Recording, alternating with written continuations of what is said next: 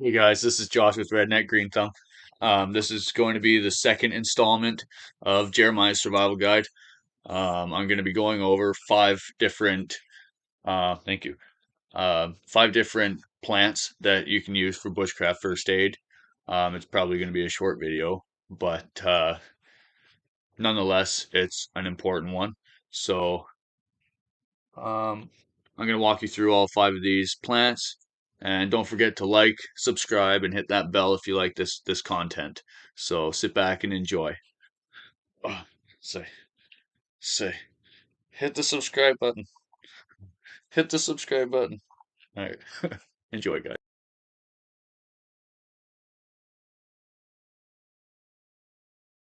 The first plant I want to talk to you about is Yarrow, and its scientific name is Achillea. That's because it's said that Achilles used to use this plant on his soldiers.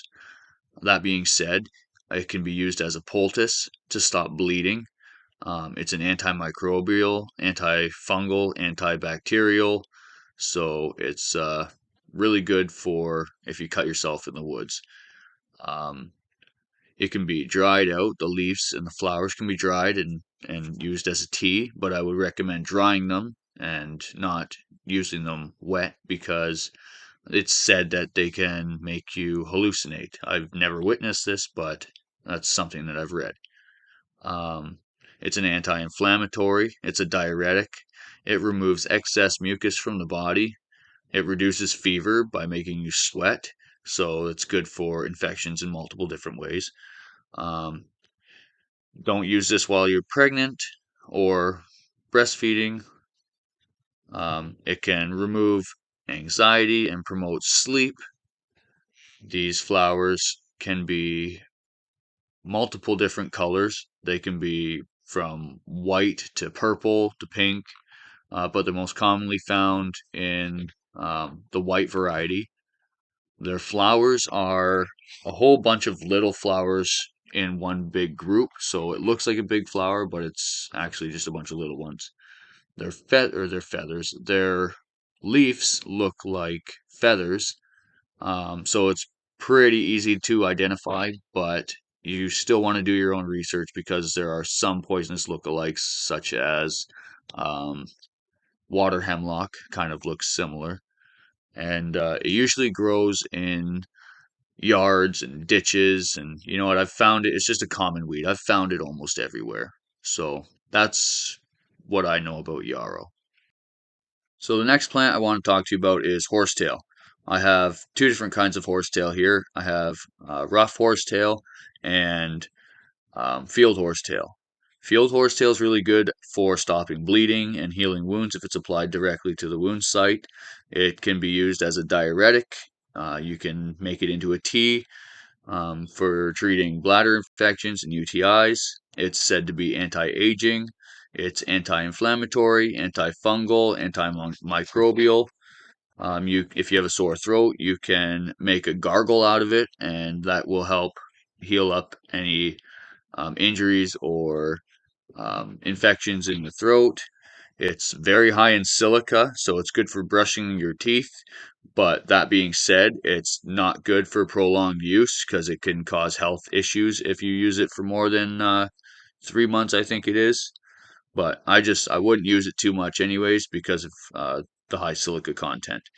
So as I said, you can make a tea out of it. It can be a decongestant, and it's also said to boost the immune system. Rough horsetail, which is missing the spriggets, can also be eaten like asparagus. It can be fried up. Um, so it's just an all around good plant. The next plant that makes my list is pine, white or red pine.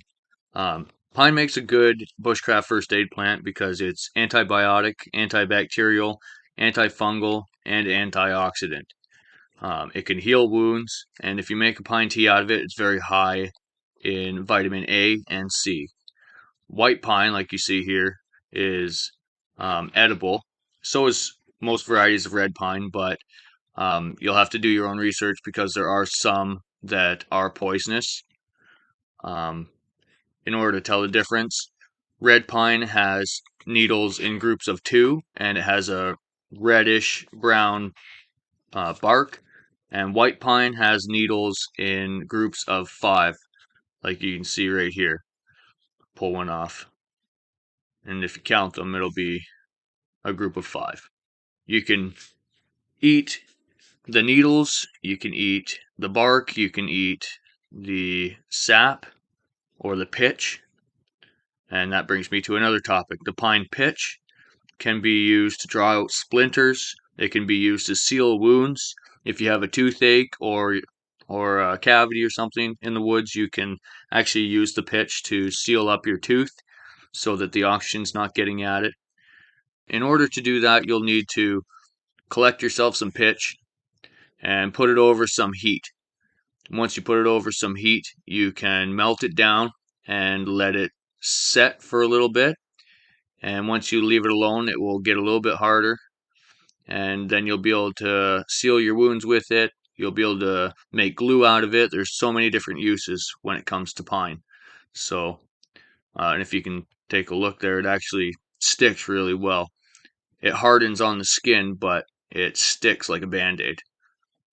So that is why I picked pine to be on my list of first aid plants. The next plant I want to talk about is lamb's quarter. Another name for this plant is goosefoot. As you can see, the leaves slightly resemble the foot of a goose.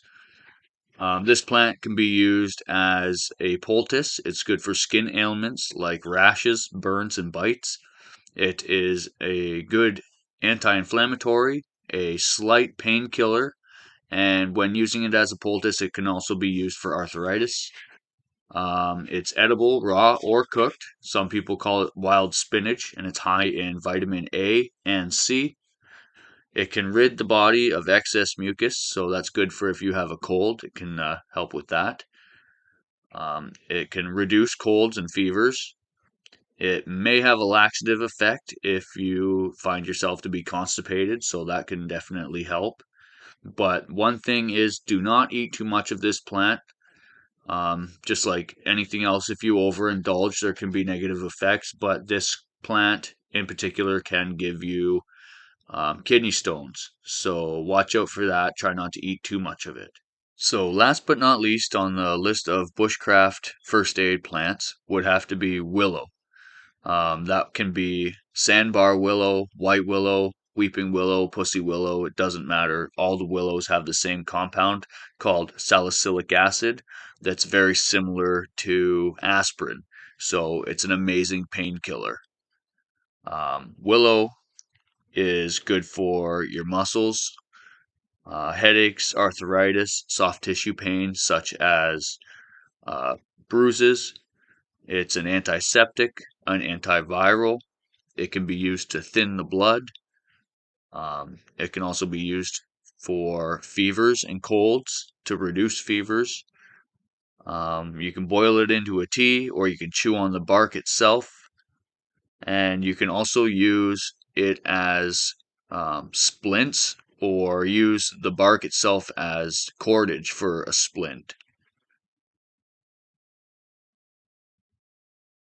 So that's the second installment for Jeremiah's Survival Guide. That's 5 bushcraft first aid plants. So in case you find yourself in the woods and injured, it's the first thing you got to check out. It's first aid. That's why it's called first aid. It's not second aid. Check yourself over, make sure you're good, and one of those 5 plants should be able to help you out. Anyways, if you like this content, please subscribe and hit the like button, comment, because that helps with the algorithm. Yes, I know. And as for that, God bless. Thanks for watching, and stay safe out there.